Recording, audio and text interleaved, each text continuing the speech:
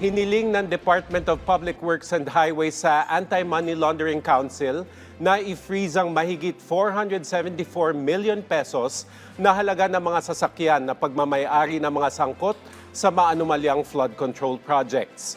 Ayon kay DPWH Secretary Vince Dizon, isinumitinan niya sa AMLC, Department of Justice at Independent Commission for Infrastructure o ICI ang listahan ng mga sasakyan na nakarehistro sa ilang opisyal at mga kontratista na sangkot sa flood control scandal.